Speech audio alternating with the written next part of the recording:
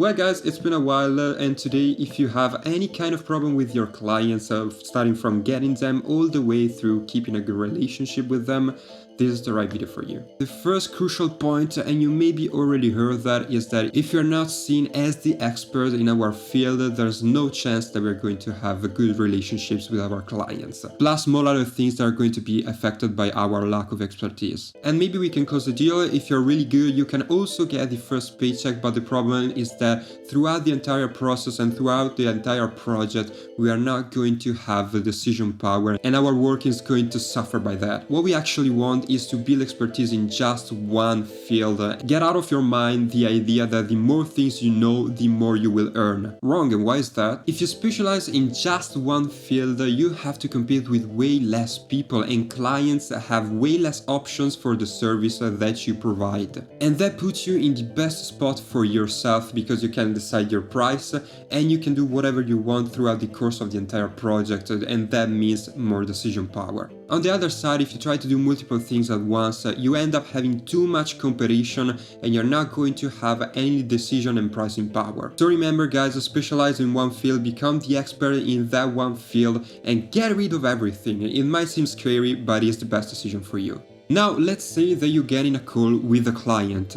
Don't transform the meeting into a presentation. It's fundamental guys that you treat this person or this agency as a close friend. You both need to have a conversation and you have to avoid at all costs to force the selling process. The real thing that you have to do is to make them understand and figure out where are the problems, how big they are, and explain why are you the best fit for them. Secondly, you don't want to follow a pre-made presentation because every single client is different, every single situation has its own facets, and if you try to force everything to follow your prefixed schema, you're mathematically going to fail. If you're not the best decision or fit for them, tell them right away. It's a scary decision because of course you're gonna lose the client, but it's the best decision for both of your businesses. You're gonna save a lot of money, time and resources to both of you and you're not going to hurt your reputation. I know that clients don't magically appear in front of your house door, it's really hard to find them, but here I have a solution to find them and to keep them. You maybe have already heard about cold calling, sending directs on Instagram, emails, etc. so on and so forth, but it's not finished yet. To get clients, you need to contact as many people as possible, of course,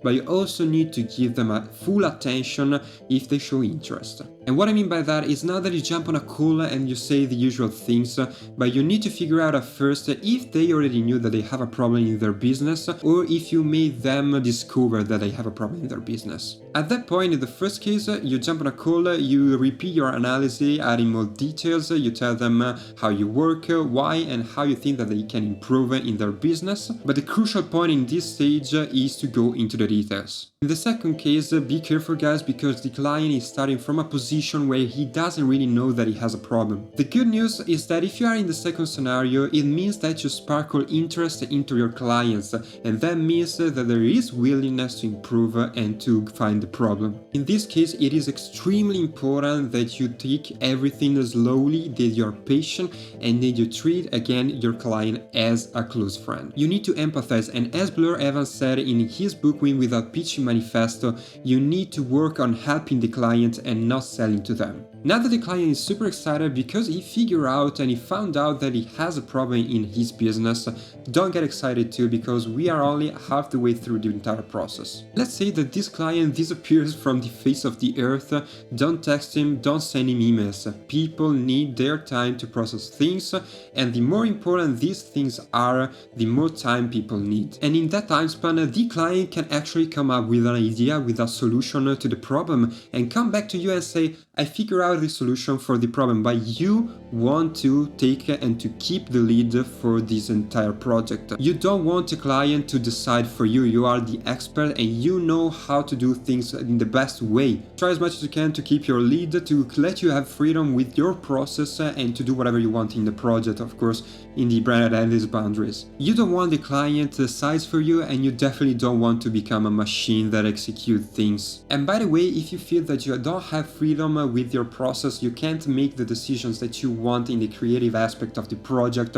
and you have some red flags, just tell the client that you can't take the project. It's the same thing that I said previously. It's a hard decision, but you have to make it because you're going to save a lot of money, resources, and time to both of your businesses. Guys, if you want to know more about where do I get clients from and what platforms do I use to get clients, I made a video, so give it a shot, and I see you the next week.